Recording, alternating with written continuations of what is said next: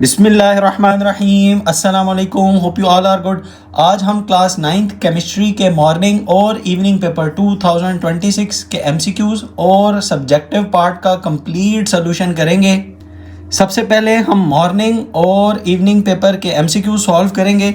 देखिए, morning paper MCQ 2026, which part of the atom contains protons and the neutrons? Obviously it's nucleus.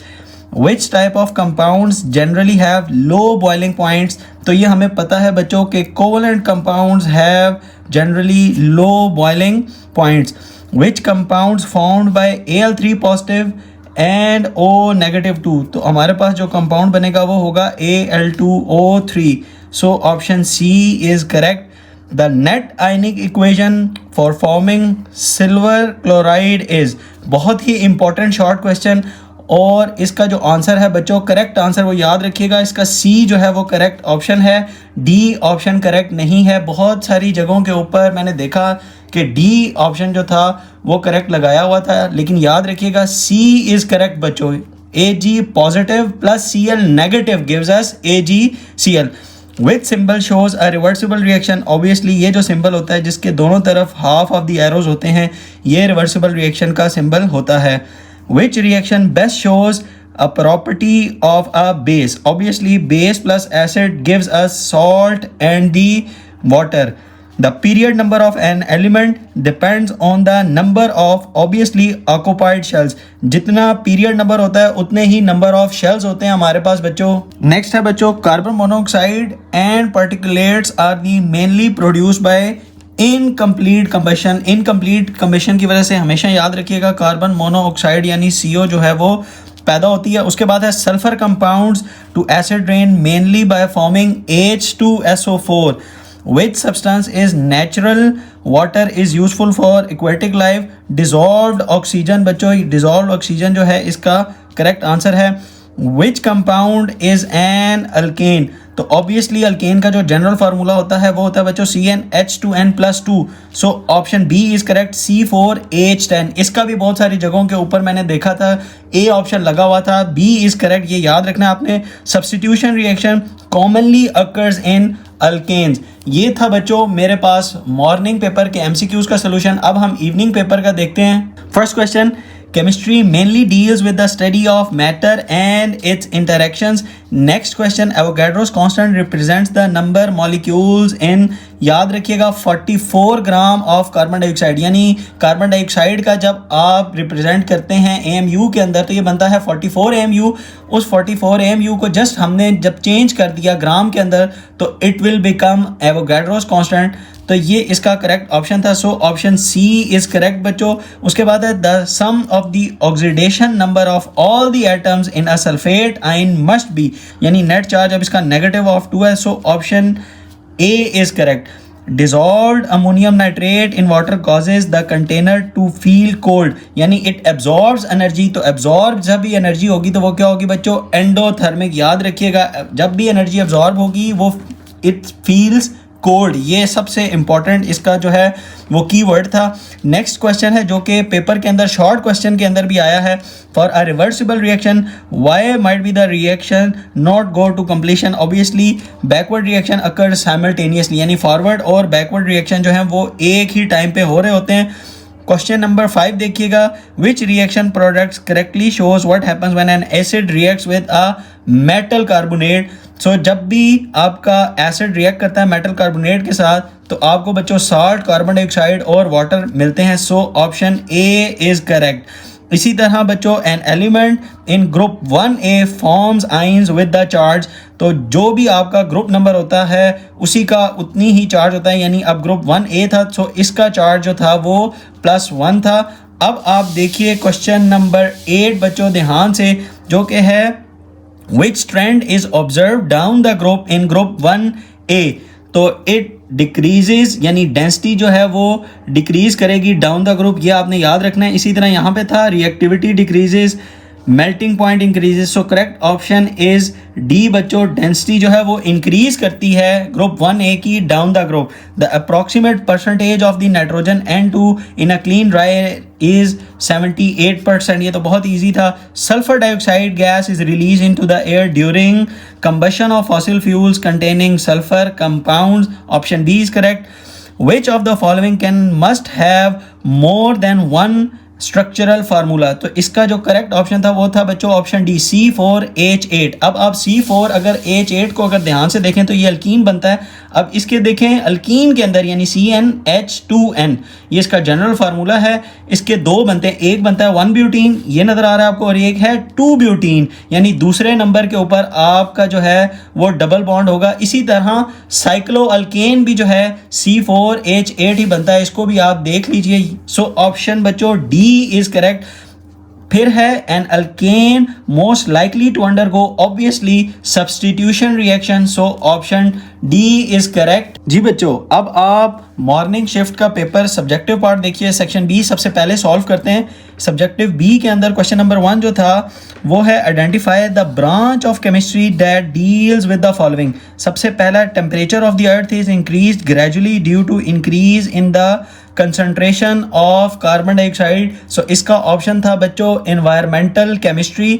Option B जो था वो था contact process is used to manufacture sulphate ion on the large scale. Industrial chemistry, large scale production जब भी होगी industrial chemistry होगी। When a gas is cooled to -273 degree Celsius it liquefies, यानी ये एक फिजिकल केमिस्ट्री का ये branch बनेगी बच्चों। इसका जो ऑप्शनल पार्ट था जो कि है how is the solubility affected by increasing temperature for given solutions. KCl जब भी आप पानी में डालेंगे तो ये याद रखिएगा वो एक एंडोथर्मिक सोल्यूशन है। अच्छा, उसके बाद जो बी था वो था CaOH whole twice in water, वो एक एक्सोथर्मिक सोल्यूशन है। तो हमने बतानी थी बच्चों सॉल्युबिलिटी किस तरह इफेक्ट करेगी। तो KCl की सॉल्युबिलिटी जो है वो इंक्रीज करती है with the rise of temperature, और कैल्शियम हाइड्रोक्साइड सॉल्युबिलिटी डिक्रीज करती है। मैं आपको ये बुक में भी दिखाता हूँ, ये देखिएगा बच्चों, ये देखिए सबसे पहले आप कैल्शियम हाइड्रोक्साइड की देखें, ये 20 डिग्री सेल्सियस के ऊपर है और ये 100 डिग्री सेल्सियस के ऊपर है। तो 20 डिग्री सेल्सियस के ऊपर 0.173 ग्राम थी जबकि 0.06। अब ये देखें टेम्परेचर बढ़ा तो सॉल्युबिलिटी जो है वो डिक्रीज कर गई। इसी तरह अगर आप KCl का देखेंगे तो KCl की with the rise of temperature, इस तरह देखें टेम्परेचर इंक्रीज कर रहा है, और ये KCl का ग्राफ है सॉल्युबिलिटी कर्व का। तो ये देखें KCl की जो है वो सॉल्युबिलिटी इंक्रीज कर रही है। सो आपको इसका आंसर भी पता चल गया होगा। मैंने अपने short question, most important unseen short और लॉन्ग क्वेश्चन के अंदर इसका बताया था कि इससे शॉर्ट क्वेश्चन आएगा, आप देख भी सकते हैं। मैंने इंपॉर्टेंट शॉर्ट क्वेश्चन और लॉन्ग क्वेश्चन निकाले थे कि इस चैप्टर के अंदर इतने शॉर्ट और इतने लॉन्ग बनते हैं। देखिए मैंने इसमें बताया था कि इसमें 12 शॉर्ट एक लॉन्ग क्वेश्चन है, तो ये शॉर्ट क्वेश्चन नंबर 10 बनता था मेरा जो मैंने बताया था। आप देखिएगा, इसी तरह आगे भी आएंगे, मैं आपको साथ साथ दिखाऊंगा। फिर है question number 2, how do parts of the positive and the negative charge differ in the same uniform electric field, make a sketch. सबसे पहले देखें, मैंने एक स्केच बनाया, इलेक्ट्रिक फील्ड ली, पॉजिटिव टू नेगेटिव उसकी डायरेक्शन होती है। फिर मैंने एक पॉजिटिव चार्ज लिया और एक नेगेटिव चार्ज लिया। अब पॉजिटिव चार्ज जो है वो इस पॉजिटिव चार्ज को जो है रिपेल करेगा और इधर अट्रैक्ट करेगा, तो यानी इसकी जो डायरेक्शन ऑफ मोशन होगी वो होगी लेफ्ट टू राइट, जबकि नेगेटिव चार्ज की जो डायरेक्शन ऑफ मोशन होगी वो होगी बच्चों from right to left, so opposite direction. उसके बाद जो इसका ऑप्शनल पार्ट था वो था what is meant by reversible reaction, यानी आपने डेफिनेशन लिखनी थी। Does it ever undergo to completion, क्या ये कभी कंप्लीशन में जाएगा? तो इसका ऑप्शन है बच्चों no, it proceeds in both direction forward as well as the negative. ये उसकी आपने रीजन भी कर दी। अब आप इसका क्वेश्चन नंबर 3 देखिए जो कि है how is carbon 14 used to determine the age of the ancient objects, explain briefly. इसका मैं आपको आंसर करता हूं, देखिएगा। जी बच्चों, अगेन मैं आपको बता रहा हूँ, ये देखिए शॉर्ट क्वेश्चन नंबर 8 मैंने चैप्टर 3 के अंदर बताया था कि ये बहुत ही इंपॉर्टेंट है, यहाँ से आपका सवाल बनेगा। एग्जैक्टली यही सवाल उसने दिया है, इसका यहाँ से लेकर यहाँ तक आंसर लिखा हुआ है, आप इसको पढ़ लें, इसी के अंदर इसका आंसर है। और बाय द वे कार्बन की जो हाफ लाइफ है कार्बन 14 की वो होती है 5730 ईयर्स। इतनी ज़्यादा हाफ लाइफ की वजह से भी कार्बन 14 जो है वो यूज़ किया जाता है। ये था इसका आंसर। अब आप इसका ऑप्शनल पार्ट देखिए जो कि है calculate the number of molecules present in 2 moles of carbon dioxide. इसका मैंने सोल्यूशन निकाला हुआ है। देखिए नंबर ऑफ मॉलिक्यूल्स कैसे निकलते हैं, number of moles multiply by Avogadro's number, ये मेरे पास फार्मूला होता है। मैंने simple number of moles 2 Avogadro's number से मल्टीप्लाई किया तो मेरे पास आंसर आ गया 1.204 into 10 raise to the power 23। इसी तरह मेरे पास क्वेश्चन नंबर 4 है बच्चों, वो देखिएगा what is activation energy, what is meant by a successful collision in a. जी बच्चों अगेन आप देखिए एग्जैक्टली मैंने बताया था कि या ये लॉन्ग में आएगा या इसका एक शॉर्ट क्वेश्चन भी है, ये बन सकता है। सेम एक्टिवेशन एनर्जी से उसने आपको क्वेश्चन किया है। और मैंने दूसरा जो इंपॉर्टेंट शॉर्ट क्वेश्चन बताया था वो था कोल्यूजन थ्योरी से रिलेटेड शॉर्ट क्वेश्चन नंबर 4, और इसने इन दोनों से एक क्वेश्चन आपका बनाया है। यानी आपने पहले एक्टिवेशन एनर्जी को एक्सप्लेन करना था और दूसरे नंबर पे आपने इसे बताना था what is meant by a successful collision in a chemical reaction. So आपने इसका आंसर लिखना था, यानी कोल्यूजन थ्योरी से रिलेटेड था और आपने लिखना था energy and the direction. Collusion theory मुझे बता रही होती है कि हमें energy plus direction, correct direction, ये करेक्ट डायरेक्शन है, ये करेक्ट डायरेक्शन नहीं है, करेक्ट डायरेक्शन चाहिए होती है for a chemical reaction to occur.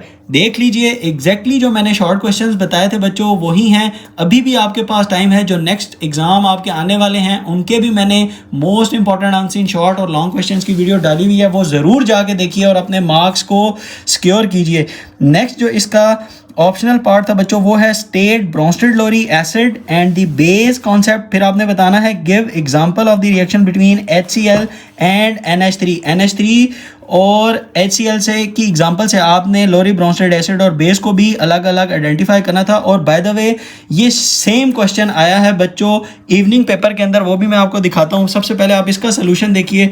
Acid जो होता है वो होता है बच्चों प्रोटॉन डोनर, यानी H पॉजिटिव जो देगा वो एसिड होगा लोरी ब्रोंस्टेड के मुताबिक, और बेस वो होगा जो प्रोटॉन को एक्सेप्ट करेगा। अब देखिए हो क्या रहा है, HCl plus NH3 gives us NH4 positive plus Cl negative. HCl ने अपना जो प्रोटॉन था यानी H था वो दे दिया NH3 को, सो it will become NH4 positive, और क्लोरीन जो है वो Cl नेगेटिव बन गया।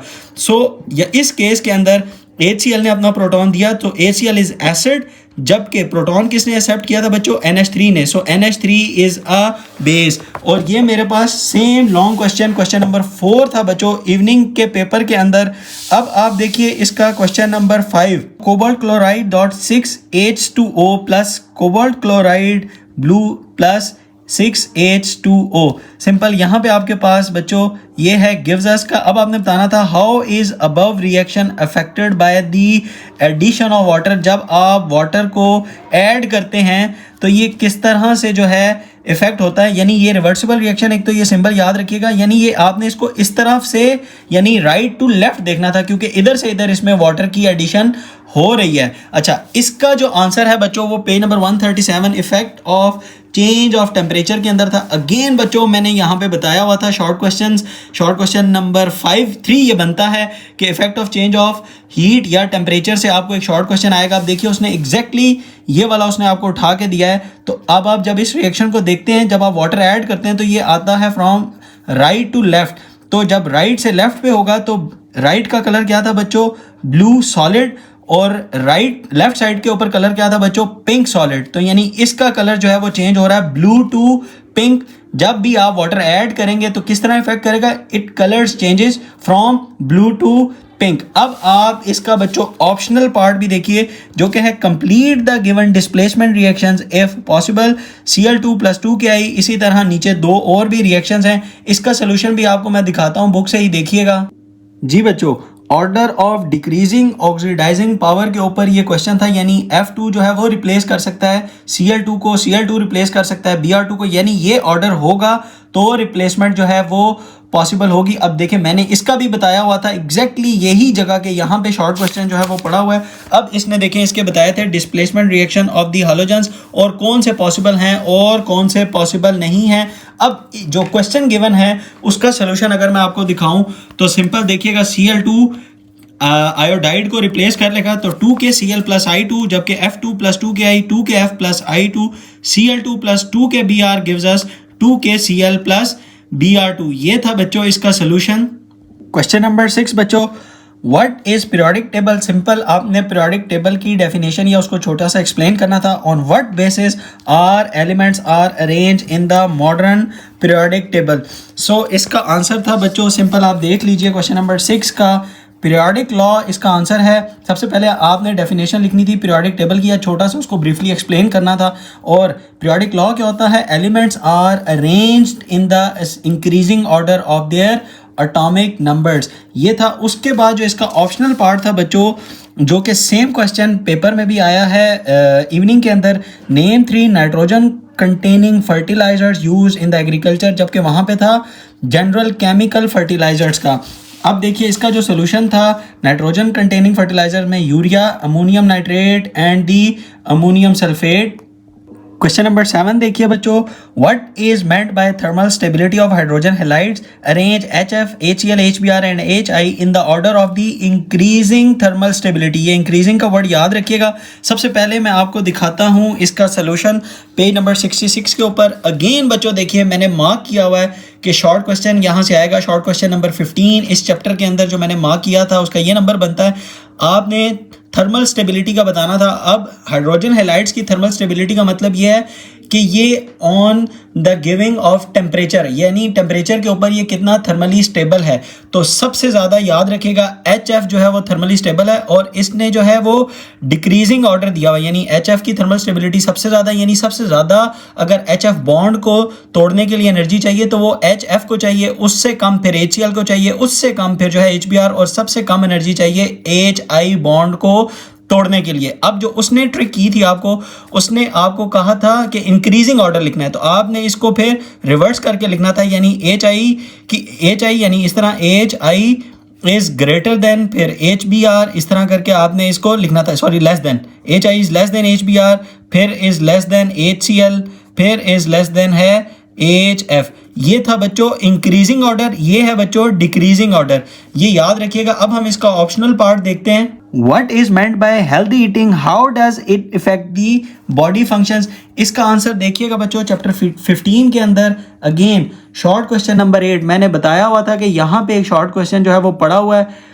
हेल्दी डाइट, आपने सिंपल इसकी डेफिनेशन लिखनी थी, और consider the following tips for your meal. अब यहाँ से इसने थोड़ा सा इसको ट्रिक किया और इसने पूछा था हाउ डज इट इफेक्ट्स, यानी हेल्दी ईटिंग जो है किस तरह से इफेक्ट करेगी बॉडी फंक्शंस को। तो इसके 3 फंक्शंस यानी ग्रोथ, एनर्जी और इम्यूनिटी। अगर आप हेल्दी ईटिंग या हेल्दी डाइट लेते हैं तो ग्रोथ में हेल्प करेगी, एनर्जी देगी, प्लस आपको इम्यूनिटी ये देगी। उसके बाद था draw the structural formula of ethene and the ethanol showing the correct bonds. इसका भी आंसर मैं आपको दिखाता हूं, देखिएगा जी बच्चों। देखिए पेज नंबर 82 के ऊपर अगेन मैंने बताया था आपने draw electron dot and cross structures for the following molecule CH3OH बच्चों बताया था, बहुत इंपॉर्टेंट है। और दूसरा देखें मैंने बताया था शॉर्ट क्वेश्चन C2H4 इथेन, ये इथेन लिखा हुआ है, ये इथीन है, C2H4 a component of the natural gas. इसका भी बताया था कि ये बहुत ही इंपॉर्टेंट है। अगेन बच्चों आपको बता रहा हूँ अभी भी आपके पास टाइम है, जो रिमेनिंग आपके इंपॉर्टेंट साइंस के सब्जेक्ट्स जिनके पेपर्स रहते हैं आप उनके most important answer in short और लॉन्ग क्वेश्चंस की वीडियो जाके देखिए और अपने आप को प्रिपेयर कीजिए। अब आप इन दोनों के स्ट्रक्चर्स देख लें। ये CH3OH का स्ट्रक्चर आपको नज़र आ रहा है, सिंपल आपने इस तरह से बनाना था CH3 यानी CH3 और O और H, O के साथ H जो है वो इस तरह से मिलेगा। ये है बच्चों इसका सोल्यूशन। जबकि दूसरा जो था इथीन C2H4, इसका आपने बनाना था सिंपल इस तरह से, एक कार्बन, ये आपस में कार्बन डबल कोवलेंट बॉन्ड बनाएंगे यानी 2 कार्बन, और हाइड्रोजन उनके साथ जो है वो अटैच होगा। और बाय द वे ये मैंने अपने लेक्चर्स के अंदर जो पढ़े हुए हैं कोवलेंट बॉन्ड के, उसके अंदर ये बनाते हुए मैंने एक्सप्लेन किया था कि मैं वहीं से ही आपको दिखा रहा हूँ ताकि मुझे दोबारा एफर्ट जो है वो यहाँ पे ना करनी पड़े और आप बच्चों को भी ये समझ आ जाए। होप कि आपको ये समझ आ गया होगा। अब हम नेक्स्ट क्वेश्चन देखते हैं बच्चों। Right any 3 characteristics of the homologous series. इसका सोल्यूशन देखिए बच्चों, ये देखिए यहाँ पे भी मैंने आपको बताया था कि यहाँ पे आपके पास इस चैप्टर में 7 short question plus and question और 1 लॉन्ग क्वेश्चन होगा। और जो मैंने सबसे पहला शॉर्ट क्वेश्चन बताया था वो यही बताया था, general characteristics of the homologous series. ये 4 हैं, आपने इनमें से कोई सी भी 3 जो है वो लिखनी थी। अगेन बच्चों अभी भी बता रहा हूँ आपके पास टाइम है, अपने आप को प्रिपेयर कर लीजिए। इसका जो ऑप्शनल पार्ट था वो है give 2 examples of the carbohydrates and state 1 function briefly explain the role of the carbohydrates in our body, ये भी आपको दिखाता हूँ, देखिएगा बच्चों। शॉर्ट क्वेश्चन नंबर 3 इस चैप्टर के अंदर भी मैंने बताया हुआ था कि यहाँ से आपको सवाल आएगा। देखिए एग्जैक्टली उसने यहीं से ही सवाल बनाया है। सबसे पहले आपने उसकी 2 एग्जांपल्स लिखनी थी, yogurt and milk, ice cream, fruits, इनमें से कोई सी भी 2 आप लिख लेते। उसके बाद उसने आपसे पूछा था इसका ब्रीफली एक्सप्लेन द फंक्शन। तो फंक्शन क्या है, वो प्रोवाइड करता है, कार्बोहाइड्रेट्स जो है हमेशा प्रोवाइड करते हैं हमें एनर्जी। अब उसके अंदर उसने हमें पूछा था इसका रोल क्या है, तो यानी इसकी प्रॉपर्टी थी, यहाँ से लेकर यहाँ तक इसका जॉब रोल था, ये आपने लिखना था। अब आप बच्चों नेक्स्ट क्वेश्चन जो कि लास्ट क्वेश्चन था वो है right the chemical equations for the combustion of the methane, जब लिमिटेड सप्लाई ऑफ ऑक्सीजन हो या जब एक्सेस सप्लाई ऑफ ऑक्सीजन हो। इसका भी आपको दिखाता हूं बच्चों, देखिएगा जी बच्चों। अगेन देखिए मेरा बताया हुआ शॉर्ट क्वेश्चन नंबर 4, ये मैं इसलिए नहीं आपको दिखा रहा, बार बार बता रहा कि मैंने बताए थे। अभी भी बताने का मकसद बच्चों ये है कि आप अपने मार्क्स को सिक्योर करें। जो मैंने इंपॉर्टेंट लॉन्ग क्वेश्चन की वीडियोस डाली हुई हैं हर चैप्टर की, केमिस्ट्री की भी, फिजिक्स की भी, हर सब्जेक्ट की, यानी केमिस्ट्री, फिजिक्स, मैथ्स, कंप्यूटर, सब की डाली हुई है। अगर आप वो प्रिपेयर करते हैं तो अपने मार्क्स को बच्चों अब आप सिक्योर करेंगे। अच्छा, अब जो इस क्वेश्चन का आंसर था वो था जब methane excess supply of oxygen. अच्छा, एक्सेस सप्लाई क्या होगी, थोड़ा सा ये भी बता देता हूँ। यानी जब आप इसको खुली फिजा में रख के अगर आप मीथेन को जलाएंगे तो आपको कार्बन डाइऑक्साइड, वाटर और हीट मिलेगी। जबकि आप अगर उसको बंद कमरे में जलाएंगे मीथेन को, तो याद रखिएगा आपको कार्बन मोनोऑक्साइड, कार्बन और वाटर मिलेगा। और यही वो रिएक्शन होता है बच्चों जो कि जिसकी वजह से डेथ्स होती हैं। यानी जब आप बंद कमरे के अंदर, आपने सुना होगा कि हमें ये मना किया गया है कि रात को सोते वक्त अपने हीटर बंद करें। अब जो हीटर जो फ्यूल ले रहा होता है वो मीथेन ही होता है। जब कमरे के अंदर लिमिटेड सप्लाई ऑफ ऑक्सीजन होती है तो कार्बन मोनोऑक्साइड बच्चों वो पैदा होना शुरू हो जाती है, जो कि एक कॉज बनती है डेथ का। ये बहुत ही इंपॉर्टेंट पॉइंट भी था, इसलिए मैंने मुनासिब समझा कि यहीं पर ही आपको एक्सप्लेन करूं कि आपने क्यों रात को सोते वक्त बहुत एहतियात करनी है और अपने आप को और अपनी ज़िंदगियों को और अपने चाहने वालों की ज़िंदगियों को बचाना है। नेक्स्ट है बच्चों इसका optional part last, briefly describe the compressibility of solids, liquids and the gases with reasons. देखिएगा यहां पर भी आप देखिए, मैंने बताया था चैप्टर नंबर 2 के अंदर शॉर्ट क्वेश्चन नंबर 3 कि इस टेबल से एक सवाल जरूर आएगा। अब देखें, कंप्रेसिबिलिटी उसने प्रॉपर्टी ली, गैस, लिक्विड और सॉलिड। सिंपल आपने ये 3 वर्ड्स लिखने थे और आपका ये शॉर्ट क्वेश्चन का आंसर बन जाना था। अब आप देखिए बच्चों लॉन्ग क्वेश्चन, जिसका सबसे पहला जो है वो है compare diamond and the graphite in terms of their structure and the properties. इसका सोल्यूशन दिखाता हूं बच्चों, ध्यान से देखिएगा जी बच्चों। यहां पर भी देखें, मैंने आपको बताया था कि ये एक लॉन्ग पड़ा हुआ है और इसके साथ ये लॉन्ग मिला के देगा चैप्टर 2 के साथ। एग्जैक्टली उसने इसी तरह ही किया। उसने डायमंड और ग्रेफाइट के सबसे पहले आपसे स्ट्रक्चर पूछे, यूजेस नहीं लिखने थे, आपने इसके स्ट्रक्चर को, यानी ये जो इसका स्ट्रक्चर है ये बताना था, ये ग्रेफाइट का और ये डायमंड का। दूसरा था आपकी प्रॉपर्टीज बच्चों। अब जो प्रॉपर्टीज थी बच्चों वो लिखी हुई थी चैप्टर नंबर 2 के अंदर। अब ग्रेफाइट और डायमंड ये इसकी प्रॉपर्टीज हैं, यानी यहां से लेकर आपने इसको लिखना था यहाँ तक, ये इसकी थी बच्चों प्रॉपर्टीज। अगेन मैं आपको बता रहा हूँ ये अल्लाह का फजल होता है और कुछ एक्सपीरियंस होता है, पढ़ा के आइडिया हो जाता है कि फेडरल बोर्ड किस टाइप के जो है वो क्वेश्चंस बनाता है। अगेन अभी भी बता रहा हूँ, अपने आप को प्रिपेयर करें, अपने मार्क्स को बच्चों सिक्योर करें। उसके बाद जो इसका ऑप्शनल पार्ट था वो है describe metallic bond in terms of electrostatic attraction, right any 2 properties of metals which makes them different from the non metals. इसका भी दिखाता हूं, ये भी मैंने बताया था बच्चों जी बच्चों। सबसे पहले आपने मेटालिक बॉन्ड की डेफिनेशन लिखनी थी, बताया हुआ मैंने, और यहाँ पर भी बताया हुआ है कि एक शॉर्ट क्वेश्चन पड़ा हुआ है। अब आपने 2 प्रॉपर्टीज बतानी थी जिसकी बेस के ऊपर मेटल्स को आप नॉन मेटल से डिफरेंशिएट कर सकते हैं। यहाँ पर भी बताया हुआ है शॉर्ट क्वेश्चन, इधर भी बताया हुआ था शॉर्ट क्वेश्चन। इन सब से उसने मिला के आपको एक लॉन्ग बना दिया। तो मेटल्स कैसे नॉन मेटल से डिफर करते हैं, सिंपल, मेटल्स के हाई मेल्टिंग और बॉइलिंग पॉइंट्स होते हैं, जो नॉन मेटल्स होते हैं उनके नहीं होते। और ये जो मेटल्स होते हैं high electrical and thermal conductivity होती है इनकी। यहाँ पर भी यही बातें लिखी हुई हैं। ये अपने आप को बच्चों अभी भी कह रहा हूँ प्रिपेयर कीजिए और अपने मार्क्स को सिक्योर कीजिए।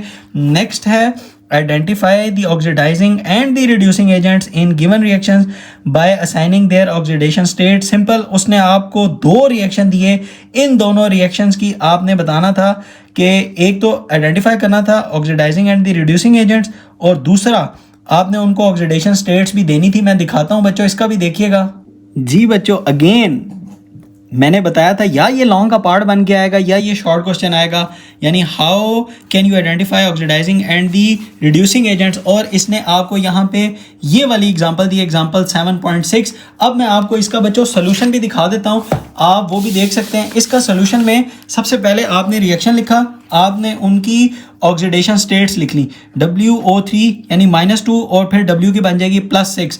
इधर ये अकेला ही है यानी इसकी ऑक्सीडेशन स्टेट हो गई 0। तो अब ये देखें यानी वुल्फ्रॉम जो है ये क्या कर रहा है, +6 से 0 पे आ रहा है, यानी इट गेन 6 इलेक्ट्रॉन्स।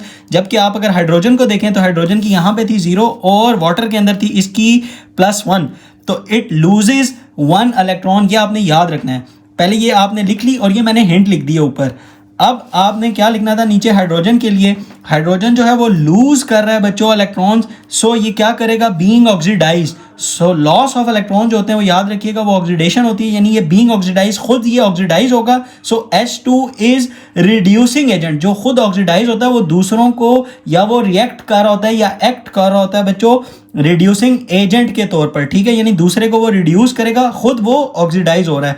जो वुल्फ्रॉम था वो गेन कर रहा था electron, so it being reduced, so WO3 is an oxidising agent. अब आप इसी तरह दूसरी जो इक्वेशन थी उसका भी देख लीजिए, H2S plus Cl2 gives us 2HCl plus S।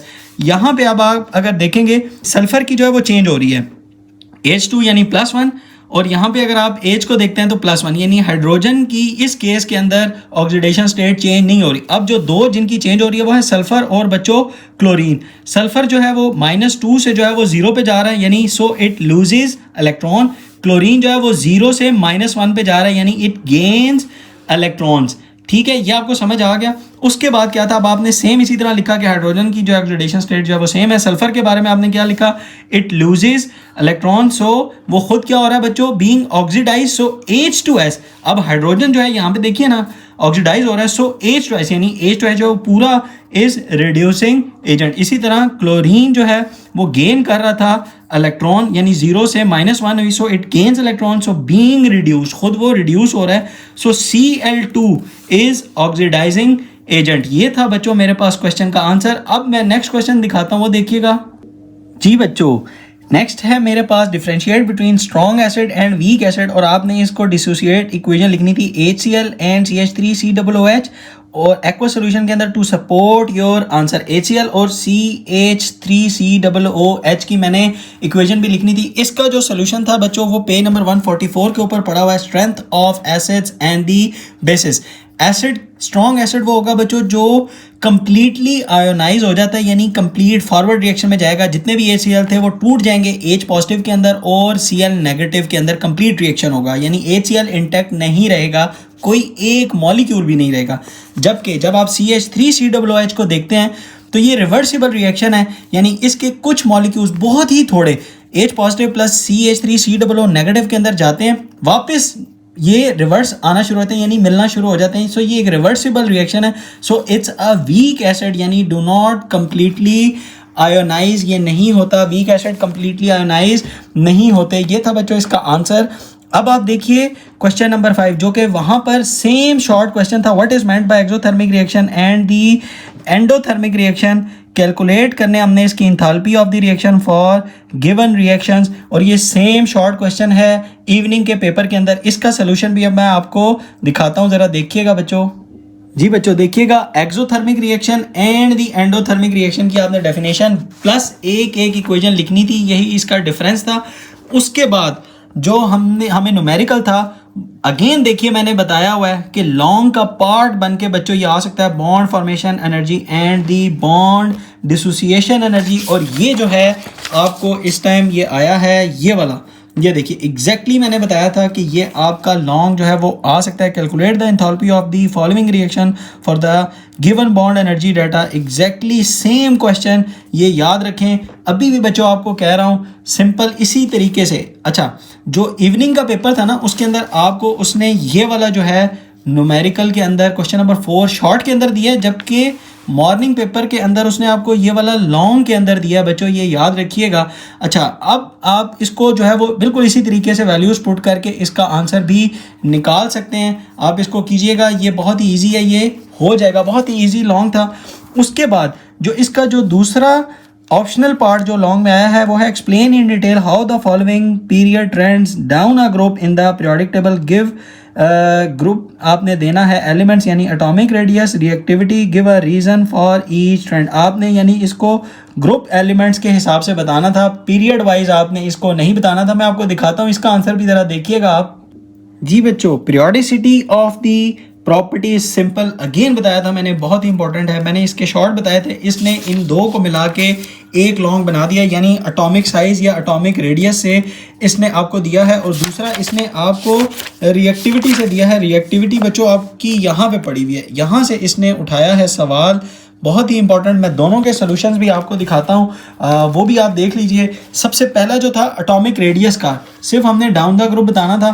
तो डाउन द ग्रुप जो है एटॉमिक साइज इंक्रीजेस, क्यों इंक्रीज करता है उसकी रीज़न, क्योंकि शेल नंबर जो है इंक्रीज करता जाता है, इसलिए एटॉमिक रेडियस भी डाउन द ग्रुप इंक्रीज करता है। और एहतियातन आप अलोंग द पीरियड जो है एटॉमिक रेडियस जो है वो डिक्रीज करता जाता है। इसके बाद रिएक्टिविटी का जो ट्रेंड था बच्चों, वो किस तरह से होगा, वो डाउन द ग्रुप, ये याद रखिएगा, रिएक्टिविटी इंक्रीज ही करेगी। ठीक है, ये आपने याद रखना है। लेफ्ट साइड के ऊपर डाउन द ग्रुप जो है वो रिएक्टिविटी इंक्रीज करती है। और half of the periodic table यानी 3A ग्रुप तक अगर आप अलोंग द पीरियड रिएक्टिविटी देखें तो रिएक्टिविटी जो है इस तरफ भी डिक्रीज करती है, यानी left to right reactivity decreases. यानी यहाँ पर जो पड़े होंगे आपके एलिमेंट्स 1A के अंदर वो मोस्ट रिएक्टिव होंगे, ये मैं आपको बता रहा हूँ पीरियड वाइज। यानी डाउन द ग्रुप अगर आप रिएक्टिविटी देखेंगे तो इंक्रीज करेगी, जबकि ग्रुप 1A to 3 अगर आप जाएंगे तो रिएक्टिविटी जो है बच्चों वो डिक्रीज करेगी।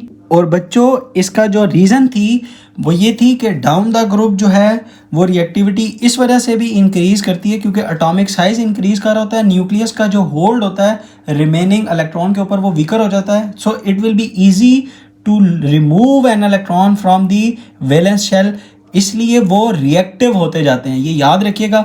अब ये हो गया बच्चों मेरे पास इस पेपर का कंप्लीट सोल्यूशन। होप कि आपको ये समझ भी आ गया होगा। अब हम देखते हैं बच्चों इवनिंग पेपर का सोल्यूशन। देखिएगा क्वेश्चन नंबर 2 जो है उसका फर्स्ट क्वेश्चन इवनिंग पेपर 2026 का देखिए। Identify the branch of chemistry involve in the given statements, यानी large scale production of NH3 Born Haber process. Industrial, हमेशा लार्ज स्केल प्रोडक्शन बच्चों जब भी होगी इंडस्ट्रियल केमिस्ट्री होगी।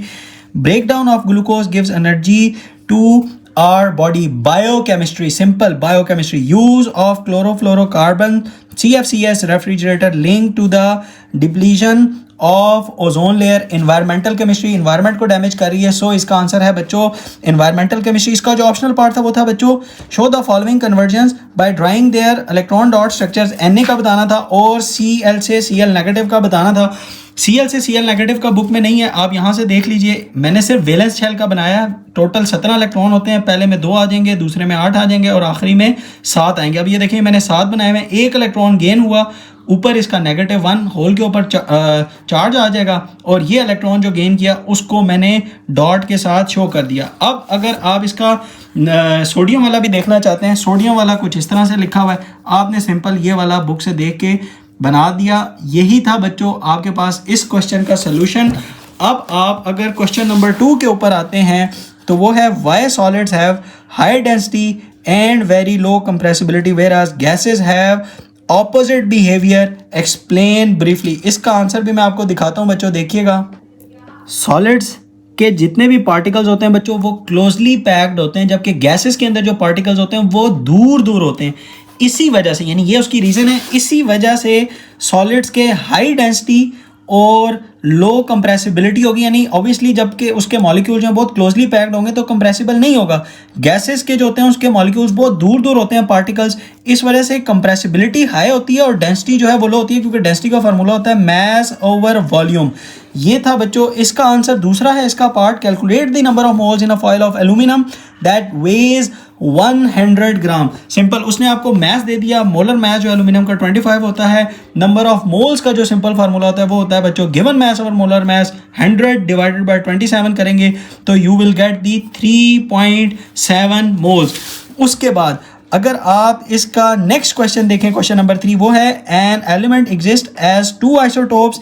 उसने आपको दे दिए X64 X66।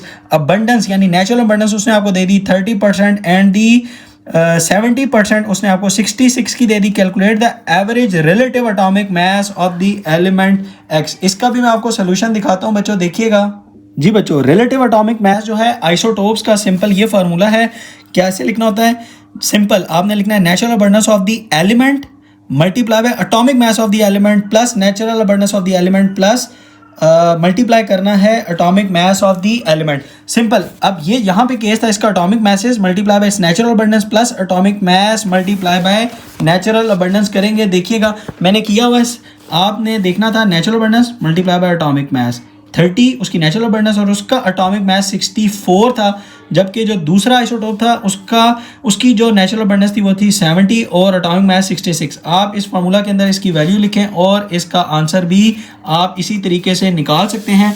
जो इसका जो सेकंड पार्ट था वो भी बहुत इजी था, determine the number of the protons and the neutrons in the given isotopes. Sodium दे दिया, क्लोरीन दे दिया एंड दी कार्बन उसने आपको दे दिया। इलेक्ट्रॉन, प्रोटॉन और न्यूट्रॉन्स तीनों के नंबर्स हमने अलग अलग से बताने हैं। सिंपल मैंने इसका भी लिखा हुआ है, ऊपर लिख दिए। अब देखिए ये होता है एटॉमिक नंबर, ये होता है atomic mass, atomic number, atomic mass, atomic number और एटॉमिक मास। जो एटॉमिक नंबर होता है सिंपल वही इलेक्ट्रॉन और प्रोटॉन होते हैं, यानी 11 इलेक्ट्रॉन कितने हैं 11 और प्रोटॉन भी 11। अब नंबर ऑफ न्यूट्रॉन्स कैसे निकालते हैं, atomic mass minus atomic number, यानी 23 माइनस 11 करेंगे तो आपको ये आंसर मिल जाएगा। इसी तरीके से 17 उसका एटॉमिक नंबर था, यानी इलेक्ट्रॉन जो थे वो भी 17 होंगे और प्रोटॉन भी 17 होंगे। और इन दोनों का जब आप डिफरेंस देखेंगे ये 37 ही था, यस 37 माइनस 17 करेंगे तो आपको आंसर मिलेगा 20। दूसरा था बच्चों कार्बन, ये क्लोरीन नहीं है ये कार्बन है। Carbon 6 atomic number, electron 6, proton भी 6 और नंबर ऑफ न्यूट्रॉन्स 13 माइनस 6 करेंगे तो यू विल गेट 7 आंसर। उसके बाद बच्चों जो नेक्स्ट क्वेश्चन है वो है identify the given substances as solution, suspension और colloid. Air, sand in water और जेली, इन तीनों को आपने आइडेंटिफाई करना था। और अगेन बता रहा हूँ बच्चों ये भी मैंने इंपॉर्टेंट शॉर्ट क्वेश्चन अपनी बुक के अंदर मार्क करवाया हुआ था, आप वहाँ पे भी जाके इसको देख सकते हैं। Air is solution, sand in water is suspension, जबकि jelly is collide.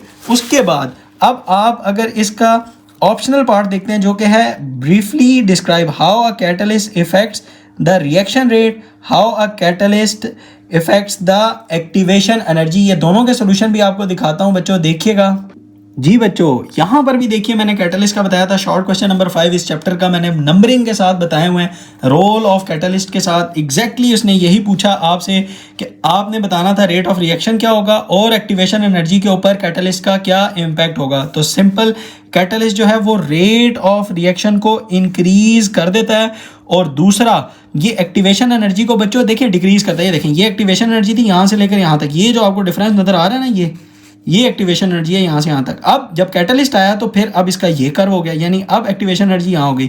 So catalyst क्या करता है, decreases the activation energy and it increases the rate of reaction. बहुत ही इंपॉर्टेंट, होप कि आपको ये भी समझ आ गया होगा। अब आप बच्चों इसका नेक्स्ट क्वेश्चन देखिए, what is meant bye element state one distinguishing feature that separates it from the mixture. अब आपको इसका भी सोल्यूशन बताता हूं और ये भी क्वेश्चन जो है वो मैंने बताया हुआ था बच्चों को, वो भी आपको दिखाता हूं दोबारा से। जी बच्चों यहाँ पर मैंने आपने बताया था शॉर्ट क्वेश्चन 4 जिसमें मैंने बताया था या आपको डिफरेंस आएगा एलिमेंट कंपाउंड या कंपाउंड और मिक्सचर या एलिमेंट और मिक्सचर का। तो उसने आपको एलिमेंट और मिक्सचर का डिफरेंस दिया, आपने सिंपल इसकी डेफिनेशन लिखनी थी और जो डिस्टिंग्विशिंग फीचर था वो उन दोनों का वो क्या है, एलिमेंट जो है can not be broken down, जबकि मिक्सचर जो है it can be separated by the physical processes. ये था बच्चों इसका डिस्टिंग्विशिंग फीचर। अब आप इसका जो ऑप्शनल पार्ट था वो है how is ionic bond form, give one example of the compounds having ionic bond. इसका सोल्यूशन देखिए सिंपल, आपने डेफिनेशन लिखनी थी आयनिक बॉन्ड की, यानी complete transfer of the electron is called the ionic bond. और इसकी जो एग्जांपल थी यानी NaCl, इक्वेशन लाजमी लिखनी थी 2Na plus Cl2 gives us 2NaCl। अब आप देखिए बच्चों शॉर्ट क्वेश्चन नंबर 6 जो कि अगेन मैंने आपको बताया था कि ये सेम क्वेश्चन आया था दूसरे पेपर के अंदर मॉर्निंग में, लॉन्ग क्वेश्चन, यहाँ पे आपको उसने शॉर्ट क्वेश्चन दे दिया। सो मुझे लगता है कि ये जो इवनिंग का पेपर था थोड़ा सा डिफिकल्ट था मॉर्निंग वाले से। इसमें अब देखिए using the bond energy given below calculate the enthalpy change delta H। Again मैंने आपको वहाँ पर भी दिखाया था, उसमें भी आपने देख लिया, ये गिवन एग्जांपल थी, आप इसको वहाँ पर ही देख सकते हैं। नेक्स्ट है बच्चों बहुत ही इंपॉर्टेंट और ट्रिकी शॉर्ट, उसने आपसे पूछा justify the following statement, fluorine has smaller shielding effect than the chlorine, जबकि fluorine has high ionization energy than the chlorine. देखिएगा बच्चों इसका आंसर। जी बच्चों, फ्लोरीन और क्लोरीन जो हैं वो 7A ग्रुप या 17 ग्रुप के अंदर पड़े हुए, ऊपर फ्लोरीन है और नीचे क्लोरीन है। सो डाउन द ग्रुप याद रखिएगा ionization energy decreases, so fluorine has high ionization energy. इसी तरह जब आप शील्डिंग इफेक्ट को देखेंगे तो down the group shielding effect जो है वो इंक्रीज करता है, so fluorine has smaller shielding effect than that of the chlorine. ये था बच्चों मेरे पास शॉर्ट क्वेश्चन नंबर 6 जो कि उसने कहा था बिल्कुल ब्रीफली आपने वन लाइनर इसको एक्सप्लेन करना है। नेक्स्ट है बच्चों how is solubility affected by increasing the temperature for given solution. Again same question जो कि मॉर्निंग पेपर के अंदर क्वेश्चन नंबर 1 ऑप्शनल था, इसी तरह सेम क्वेश्चन जो कि मॉर्निंग पेपर के अंदर गिवन था, आप इसको भी वहीं पे ही मैंने एक्सप्लेन किया हुआ है, देख लीजिए। नेक्स्ट है क्वेश्चन नंबर 8 बच्चों, briefly state the trend of the metallic character along the group, also give the reasons। ये भी मैं आपको दिखाता हूँ। जी बच्चों, मेटालिक कैरेक्टर जो है वो डाउन द ग्रुप इंक्रीज करता है, अलोंग द पीरियड जो है वो डिक्रीज करता है। क्यों डाउन द ग्रुप इंक्रीज करता था? क्योंकि साइज इंक्रीज करता है, सो इलेक्ट्रॉन जो है वो इजीली लूज हो सकते हैं। सो जो भी एलिमेंट अगर इलेक्ट्रॉन को इजीली लूज करता है तो उसी बेस के ऊपर हम उसको कहते थे it has more electropositive, so it has more metallic character. Simple, आपको ये भी एक्सप्लेन हो गया। और अलोंग द पीरियड जब आप चलते हैं तो साइज डिक्रीज होता जाता है, सो इलेक्ट्रॉन का लूज करना जो है वो डिफिकल्ट होता जाता है। अब आप अगर इसका ऑप्शनल पार्ट देखिए जो कि है right chemical reaction when an acid reacts with carbonate, describe the visible change that may appear. Simple, acid जब भी कार्बोनेट के साथ रिएक्ट करेगा, और बाय द वे ये सेम क्वेश्चन जो एमसीक्यू के अंदर भी आया था, salt plus carbon dioxide plus water, इसकी स्पेसिफिक एग्जांपल भी आप देख लीजिए। और जो उसने आपसे पूछा था, देखिए उसने आपसे दूसरी चीज़ क्या पूछी थी, विजिबल चेंज। तो जो इसका विजिबल चेंज है यानी एफरवेसेंस जो है वो प्रोड्यूस होते हैं, यानी बबलिंग जो है वो प्रोड्यूस होती है। और बबलिंग किसकी? कार्बन डाइऑक्साइड की बबलिंग जो है वो प्रोड्यूस होती है।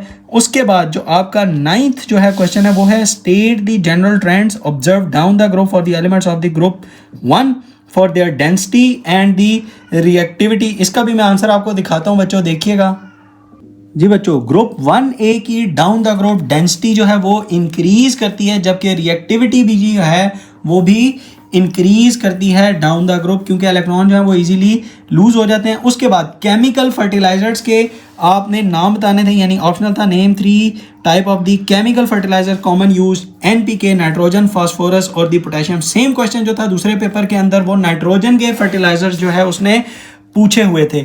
अब अगर आप देखें तो इसका जो लास्ट क्वेश्चन है वो है how are the dissolved oxygen and the essential mineral beneficial for the aquatic life. Briefly आपने इसको जो है वो बताना था। अब आप अगर इसका देखते हैं तो डिजॉल्व्ड ऑक्सीजन जो है वो किस में हेल्प आउट करता है? रिस्पायरेशन के अंदर, जबकि डिजॉल्व्ड मिनरल्स क्या करते थे? ग्रोथ में हेल्प आउट करते थे ऑफ दी एक्वेटिक लाइफ। दूसरा है what are the substitution reactions, which type of the compounds shows these reactions। simple, substitution reaction क्या होता है? replace करना, one atom replaces another। अब जो इसका दूसरा पार्ट था वो था which type of the compound shows these reactions। simple, alkanes shows substitution reaction, CH4 plus Cl2 gives us CH3Cl plus HCl। अब इसमें हुआ क्या, CH4 में से एक H को रिमूव किया और एक क्लोरीन अटैच हो गया, तो CH4 की जगह ये हो गया CH3Cl, और वो जो हाइड्रोजन एक रिमूव हुआ था और इसका जो एक क्लोरीन था, उन दोनों ने मिलके HCl बना लिया। अब आप देखिए बच्चों लॉन्ग क्वेश्चन जो कि इस पेपर के हैं, इवनिंग पेपर के। सबसे पहला long, show covalent bond formation in the given molecules using dot and cross structures carbon dioxide, H2O and the CH4। इसका आंसर आपको दिखाता हूं, देखिएगा बच्चों।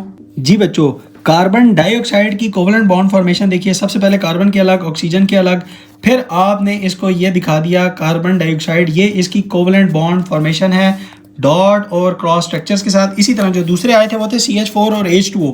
यहाँ पे उसने ना आपको डायरेक्टली जो right side of the equation यानी जो बन जाते हैं, यानी CH4 बन गया और H2O बन गया, इन दोनों की जो है वो दिखा दिया है।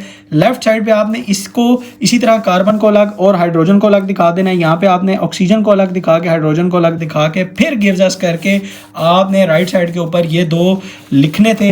अब आप अगर इसका ऑप्शनल पार्ट देखिए जो क्या, what is meant by the molecular and the structural formulas, give one example each, show that C3H6O2 can have more than the one structural formula. इसका भी आंसर आपको बताता हूँ, देखिएगा जी बच्चों। सबसे पहले मॉलिक्यूलर फार्मूला और दी स्ट्रक्चरल फार्मूला, उनको आपने ब्रीफली एक्सप्लेन करना था। मॉलिक्यूल जो एक्चुअल नंबर ऑफ एटम्स बता रहा होगा और स्ट्रक्चर जो है उसका अरेंजमेंट ऑफ दी एटम्स भी बता रहा होता है। अब उसने आपको जो दूसरा पार्ट पूछा था वो था C3H6O के एक से ज़्यादा स्ट्रक्चरल फार्मूलाज बताएं। सिंपल, इसके दो बनते हैं बच्चों, प्रोपानॉन और प्रोपेनल।